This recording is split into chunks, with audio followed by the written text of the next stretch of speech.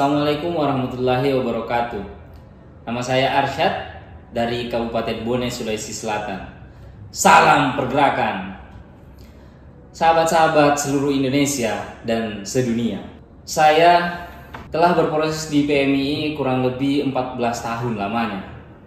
Mulai dari masa penerimaan anggota baru yang saya ikuti pada tahun 2011 silam. Kemudian pada tahun 2013, setelah saya menjalani proses 2 tahun di PMII, saya kemudian diamanahkan untuk menjadi Ketua Umum PMII Rayon Tarbia Stainwa Tampone. Pada hasil RTK, sahabat-sahabat PMII Komisariat Stainwa Tampone dan diamanahkan menjadi Ketua Umum PMII Komisariat Stainwa Tampone masa khidmat 2014-2015.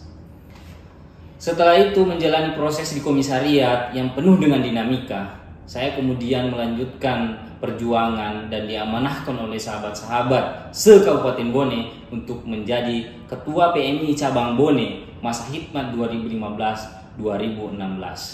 Setelah menjalani proses yang panjang dan pengalaman di luar struktur, setelah beberapa tahun saya kemudian kembali diamanahkan untuk mendampingi sahabat Muhammad Abdullah Syukri sebagai Ketua Umum PB PMII masa khidmat 2021-2024. Saya kemudian mendapatkan tugas untuk mendampingi beliau sebagai Ketua Bidang Pertahanan dan Keamanan PB PMII. Dari banyaknya pengalaman yang saya dapatkan baik di struktur maupun di luar struktur PMII, maka saya pun memiliki hajat besar untuk mencalonkan diri menjadi Ketua Umum PB PMII masa hikmat 2024-2027. Sahabat-sahabat sekalian, adapun visi saya adalah PMII idaman, integritas dan amanah. Integritas merupakan suatu kesatuan yang utuh sehingga melahirkan potensi dan kemampuan yang memancarkan mahkota kewibawaan. Amanahnya adalah titisan komitmen yang menunjukkan komitmen keislaman, kebangsaan, dan keindonesiaan. Visi PMII idaman harus ditopang dengan misi. Yang pertama adalah membangun konsolidasi organisasi yang integratif. Gerakan konsolidasi ini sangat penting. Dia adalah cerminan penyatuan dalam rangka mewujudkan satu barisan dan satu cita. Di sana kita patok titik temu untuk melakukan pengabdian merawat nilai luhur keindonesiaan. Yang kedua adalah memperkuat mentorship kaderisasi yang berbasis pengembangan keprofesian. Di sini kita mengupayakan sebuah pola kaderisasi yang tertata dengan mentor-mentor yang ada. Kemudian yang selanjutnya di dalam poin mentorship ini kita melakukan input pakar bahwa mereka sangat dibutuhkan di dalam dunia keprofesian. Kita mengundang para ilmuwan-ilmuwan untuk menjaga dan menginternalisasi kualitas keprofesian di tubuh PMII. Yang ketiga adalah penguatan basis kelembagaan dengan PMII kembali menguasai kampus, masjid, dan desa melalui pemberdayaan pemuda dan masyarakat. Pada poin ini sangat penting karena PMII tidak boleh kehilangan jati dirinya. Yang pertama, poin terkait dengan kampus yang merupakan rumah kita sendiri, tempat kita ditempa dan berproses di bangku perkuliahan. Yang kedua, PMII kembali ke masjid. Masjid-masjid yang ada di kampus dan di sekitaran tempat tinggal kita harus kita aktifkan melalui gerakan-gerakan dakwah PMII. Kemudian yang ketiga adalah PMII kembali ke desa.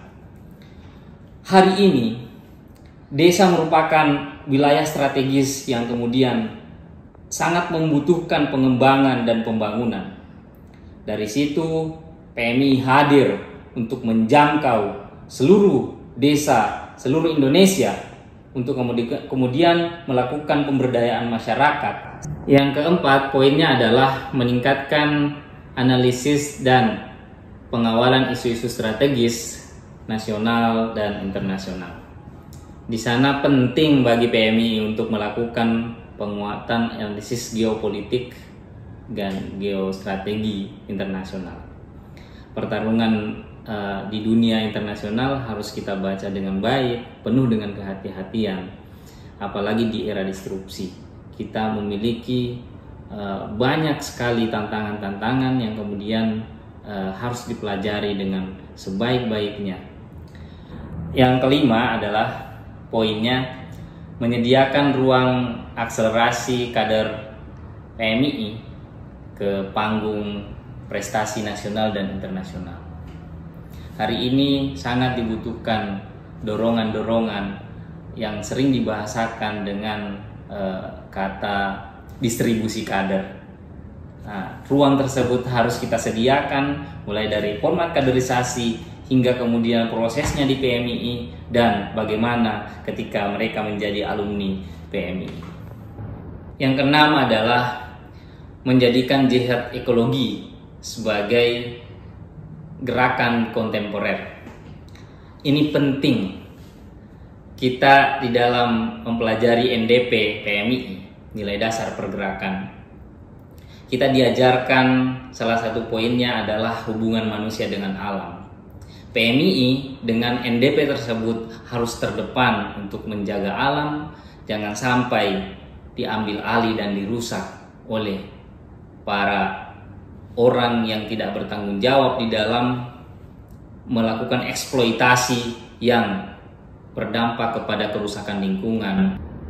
Yang ketujuh adalah mengoptimalkan SDM sebagai konsolidator muda secara kolektif, baik internal maupun eksternal. Pada poin ini, SDM PMI adalah bibit yang penting dalam proses pemenangan bonus demografi.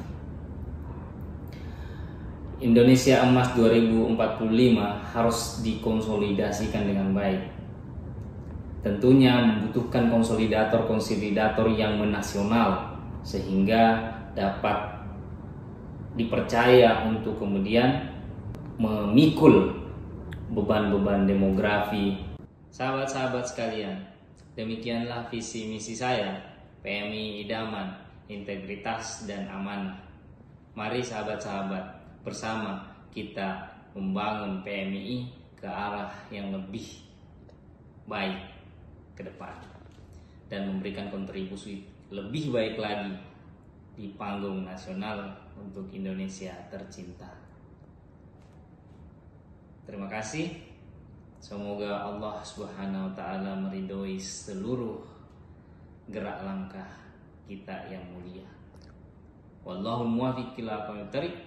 Assalamualaikum warahmatullahi wabarakatuh. Salam pergerakan.